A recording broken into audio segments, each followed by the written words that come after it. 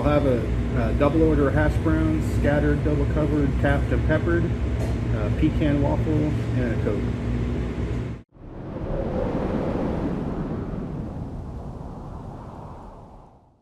Howdy, it's Kyle talking about the South. I've been living in the southeastern U.S. for about 23 years, 5 years in South Carolina, and now 18 years in Tennessee. I've been married to a Carolina girl for 17 years, and most of her family is in West Virginia. Throughout the years I've lived in the region, I've traveled all throughout. So here I want to talk about the South as a region, starting with what is the South, which states are and aren't considered part of the southern region, and also which parts of each state are and are not southern. I'll go over some of the idiosyncrasies about the South to talk about just what makes the region unique, go over cultural things like music and food and just other fun aspects like that, and also go over some Southernisms, certain things you pick up and learn from living here all these years. But yeah, if you're interested in learning about the southeastern U.S., keep watching. I'm going to start off with trying to define the South geographically. I think most people know that the South isn't literally just the southern half of the country in terms of latitude. It generally references the southeastern quadrant of the country. And this goes back to the early days of the U.S. when there wasn't anything in the West, so it was just the southern colonies, the southern states that were the South. And as the U.S. expanded west, the term the South didn't extend to the Southwest. So here's a real basic map I made here that shows what might be the consensus of what are the southern states at the state level. There may be some disagreement with which states are included here, especially with West Virginia, but later on in the video I'll show a map I made at the county level that shows how things don't just necessarily follow state lines, but maybe certain parts of certain states are southern. Okay, so now what are the characteristics of these states that would lead them to be lumped together in one region as opposed to lumped together with other parts of the country? One of the things is that when you go back again to the early days of the U.S., the southern states were the large agricultural powerhouse of the country. So the northern states were more about banking and finance and later on industrial revolution, but the southern states were more about agriculture. And with that, you have a smaller percentage of the population living in urban areas. So you had a much more rural population living in the South. And there have always been big cities in the South, but a lower percentage of the population living in those cities. As a result, the South had a much more country feeling than either the Northeast or the Midwest, and most of the popular music that we listen to today came out of the South as a result of agriculture. And music is another huge part of what makes the South. So you think of basically everything we listen to that's popular started in the South at some point. So whether it been slaves singing call 'em back songs in the fields in Mississippi and Arkansas, and later on moved to the city, big city of Memphis to start playing the blues there, or it be some of the country white folks in the mountains playing their banjos and creating bluegrass, or some of the city slicker white folks going to Nashville creating country music. So whether it be rock and roll or rockabilly, soul, R&B, it came out of Sun Records Studio or Stax Records in Memphis, WSM, the Grand Ole Opry in Nashville, or birthplace of country music, Bristol, Tennessee. And you think about almost all of the big names of early rock and roll were Southern. So whether it be Ray Charles, Fats Domino, Little Richard, Jerry Lee Lewis, Elvis, Buddy Holly, they were all Southern. But the fact that the majority of the popular music of today originated in the South is intertwined with another important aspect of Southern culture, and that's religion. You've probably heard the Southeast referred to as the Bible Belt, and that's because it's the part of the country that has the highest percentage of the population that's religious. Many of the immigrants that came to other parts of the U.S. were largely different denominations of Christianity, including Catholic, Lutheran, Episcopalian, Methodist, or Presbyterian. However, in the Southeast, a good majority of it was Baptist. So you have a large region of the Southeast where Southern Baptist is the largest denomination of Christianity. And this is just my hypothesis on this. This isn't anything that's been tested, but I do think having a large region of just one sect, in this case again Baptist, has led the region to be a little more religious, as it's almost more of a large community, where in other parts of the country you have some Lutherans, Episcopalians, Presbyterians, or whatever, but not a huge area where it's just that one denomination. So I'm not sure if that has anything to do with it, but that's just my hypothesis on why the South is more religious than the rest of the country. And how that ties back to music is that much of the early rock and roll was based off of gospel. So you think about early Ray Charles, I got a woman way over town, good to me. I mean, that's a gospel song without gospel lyrics, but that's how a lot of rock and roll started, was combining gospel with some blues and country rhythms. So you've got religion and music in a region where agriculture makes it a little more countryish. What else is culturally different about the South? How about some of the food? One of the most important aspects of Southern food is barbecue. And in the South, barbecue is a noun for the type of food. Let's go out and get some barbecue. In other parts of the country, barbecue might be a noun for the apparatus you cook things on, or maybe it's a verb. We're going to barbecue some chicken or something. But in the South, barbecue is a type of food. There are some variations in the barbecue. Generally speaking, in the Carolinas and Georgia, it's all pork. When you get to Texas and Oklahoma, it's all beef. And in the middle, it's a little bit of both. My hypothesis on why barbecue is such a huge part of the culture in the South has to do with physical geography, with so much barbecue being outside, slow cooking on the grill, whole hog over the spit. You're going to be outside for a long period of time, and if it's 12 degrees and a foot of snow, it's going to be harder to do that. A food staple in the South that you don't really find anywhere else in the country are grits. If you haven't been to the South, you probably really haven't had grits, and you might not be sure what they are. Grits are going to be a pretty standard side dish for breakfast in the Piedmont and coastal areas of the South, but less so in the Appalachians. Grits often only come with salt, pepper, and butter, but they also often come as cheese grits, and my wife likes her grits super cheesy. I want to ask her, do you want any grits with your cheese? And as you get more to the coastal parts of the South, you'll often see seafood added to grits, specifically shrimp and grits that started in Charleston. And before I had it, I thought shrimp and grits just sounded disgusting, but man, I've come to really love it. Another common food staple in the South that is very uncommon in other parts of the country are collard and turnip greens. And these are greens like spinach, and they're usually cooked up with all kinds of butter and lard and ham and all kinds of stuff that takes away some of the healthy aspects of it, but it makes it much more palatable. Another big cultural aspect that's a little bit different in the South is how college sports are more popular than professional sports. For example, Nashville is home to the Tennessee Titans, but the University of Tennessee, the Vols, are more popular in Nashville, even though they play 2 hours away in Knoxville. The same is true in Atlanta. There are all kinds of Falcons fans, but there are way more people that are more into college football, whether it be UGA or just the SEC in general. And why that is goes back to the good old days of racial segregation. Prior to the Civil Rights Acts of 1964 and 65, much of the South was segregated, so a pro sports team couldn't even be located there. Think about all the pro teams that play in Atlanta, Miami, Charlotte, Nashville, Memphis, New Orleans. They're all post-1965. In fact, right after segregation ended, the NFL immediately expanded to the South, with Atlanta, Miami, and New Orleans all coming in within 2 years. So because so many of the pro sports teams didn't start in the South until the 60s or much later, people were already huge college sports fans because that's what they grew up with. Their parents and their grandparents grew up rooting for the University of whatever because you couldn't have pro sports teams in the South. And you fast forward to today, and college sports are more popular than pro sports all throughout the Southeast. And if you're interested in a beautiful wall map of a southern state, check out Muir Way Maps. There's a link in the description for a coupon code for a nice discount off your order. They have maps of all the southern states and other states as well. But yeah, let's get back to talking about the South. Okay, so now I want to get a little more into the details within the South itself, because it isn't just one giant uniform region. There are sub-regions within the Southeast. For example, the Appalachians are going to be different than the Piedmont and coastal plain of the Atlantic, and that'll be different still than the Gulf Plain. You also have the Ozark Ouachitas, you have the Cumberland Plateau, Florida itself is going to be its own thing, and Texas is its own thing as well. But despite these sub-regional differences, all the things I was discussing before, such as the music, food, and religion, those are things that are found all throughout this entire region.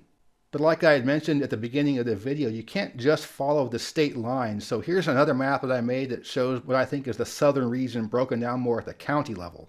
So as you can see here, a few parts of southern states have been grayed out, and a few counties in non-southern states have been colored in. So I'm going to go over a little bit why I have some of these areas grayed out, even though they're in otherwise southern states. Starting with Northern Virginia, what makes this not so much southern is that the economy and things going on there are more based on its proximity to Washington, D.C. Most of the jobs there are either government contract, or military oriented. Going over to West Virginia, I think a lot of people are surprised I would include West Virginia with the South, but I think it's because most of the population of the state lives in the southern part of the state in the Charleston, Huntington area, but that's why I have the northern parts of the state grayed out. The eastern panhandle is more aligned with the DC-Baltimore metro area. The northern panhandle is more aligned with Pittsburgh. But that southern part of the state, that's still pretty southern. It's not that different than Southwest Virginia or Northeast Tennessee. With a keen eye, you can see a few grayed out counties in Kentucky. The three at the north are northern Kentucky, that's the suburbs of Cincinnati to the south. And just like northern Virginia, these are suburbs more closely tied to the big city of Cincinnati. And with a keen eye, you can see another grayed out county in Kentucky, that's Jefferson County, where Louisville is. In my opinion, Louisville feels a little more Midwestern than Southern, even though it's in Kentucky. Being right there on the river, has an industrial heritage, and just kind of feels more like Illinois or Indiana than Tennessee. Going over to Missouri, it's kind of the same thing, where the northern half of the state I think is more northern, more Midwestern with the industrial cities of St. Louis and Kansas City, but the southern half of the state's much more rural, much more country oriented. But with most of the population of Missouri being in those big city metros, it's hard to say the state of Missouri as a whole is southern, but certainly the southern half of the state is. Oklahoma might be the toughest state to categorize in the country. I put a poll out on the channel about what do you think Oklahoma is, southeastern, southwestern, or midwestern, and most people chose southwestern. But as you can see here, I put most of Oklahoma, including the big cities of Oklahoma City and Tulsa, with the southeast. And then going down to Texas, you certainly can't put all of Texas with southern, but I do think most of the people of Texas live in what would be considered southern. I think the two largest metros in the state, the Dallas-Fort Worth Metroplex and the Houston area, both go with the southeast. But I carefully chose the line in this part of the state here because I have Austin going with the southeast region and San Antonio out of it. And even though these two cities are only about an hour and a half drive apart from each other, I think this is where you have the divide in Texas between southeast and southwest. San Antonio, being a historical city that's predominantly Mexican, has much more of a Hispanic heritage and feels much more southwestern, much more Mexican. But then just going that short distance up I-35 to Austin, it's quite different. Austin, being the state capital and college town, has a very different feel, and it certainly doesn't have the same Mexican history and heritage that San Antonio does. Whereas in San Antonio, about 2/3 of the population is of Mexican descent, it's only about 1/3 in Austin. But I also have the entire Mexican border region of Texas not part of the South. It certainly feels quite a bit different when you're in that area. And going over to Florida, you can see I have the southern half of the state grayed out as not being southern. And this is largely due to history. Once you got south of what is now the Interstate 4 corridor, everything south of that was just a swamp. You couldn't really develop there. It was just all malaria and mosquitoes. And by the time you did have a large population of people moving to Florida, it was disproportionately Hispanic, in this case Cuban or Puerto Rican. And if you've been to Miami, you know it's quite a bit different than northern Florida or other parts of the South. The culture is much more influenced by the Caribbean. And that leads me to my spiciest take, and that is how I have southeastern Louisiana grayed out as not being southern. This is not something you'll hear people say very often, but I do think New Orleans and southeast Louisiana is quite a bit different and why I don't consider it truly southern. So now I'm going to look at a few things I mentioned before about things you find throughout the South as a whole. The first major difference is going to be in the physical geography. Americans didn't build in swampy areas, they built around it. However, the French colonists built right there in the swamp. That's what New Orleans is. So as a result, getting around by boat was an important form of transportation. And it wasn't until the mid-20th century that most of these smaller islands in these bayous were even connected by road. Something else that makes New Orleans and southeast Louisiana different than the rest of the South is that by the time it became part of the U.S. in 1803, it was already a city that had been going on for quite a while. New Orleans immediately entered the country at the fourth biggest city in the U.S., so there was already a lot going on, and it was all French. In fact, up until the turn of the 20th century, the majority of the population in southeast Louisiana spoke French at home. And as recently as 50 years ago, several of the smaller parishes in South Louisiana had a majority French-speaking population as well. Okay, another big aspect of the South is religion and largely being Baptist. Well, that's not the same in New Orleans and southeast Louisiana. There's certainly plenty of Christians, but most are Catholic. With Louisiana being a French colony and having so much French heritage, Roman Catholicism became the largest sect of Christianity.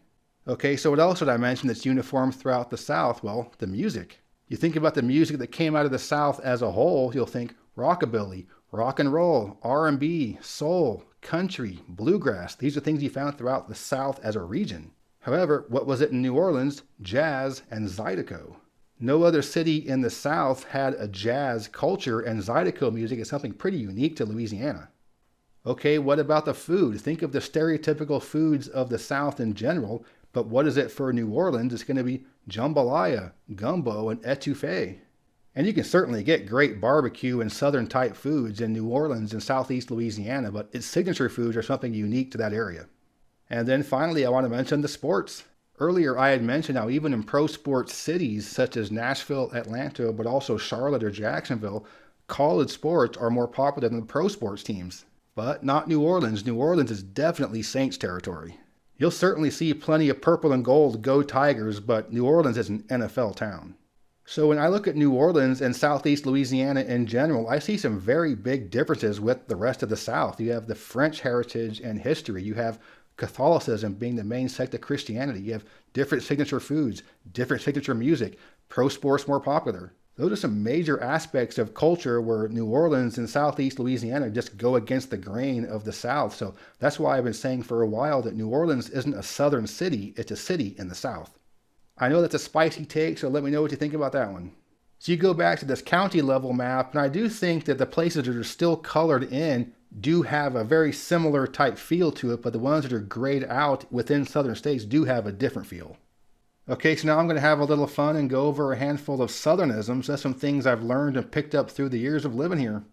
Something that's pretty common in small towns in the South that might have a small convenience store. Many of the local old men will have a chair, and they'll just take a chair to this convenience store and all sit outside front and just talk about whatever.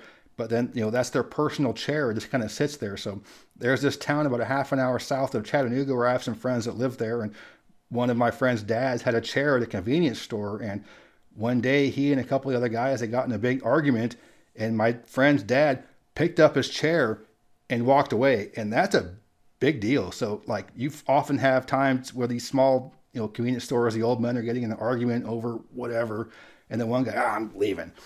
But when you pick up your chair and walk, that's a big deal. That was talk of the town for I was talk of town for a while.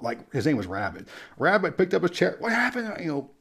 Big deal. So in the South, these small towns, you'll see just a group. It's always old men sitting out there just talking about their old lady in college football, pretty much. But yeah, when someone picks up their chair and walks out, that's a big deal.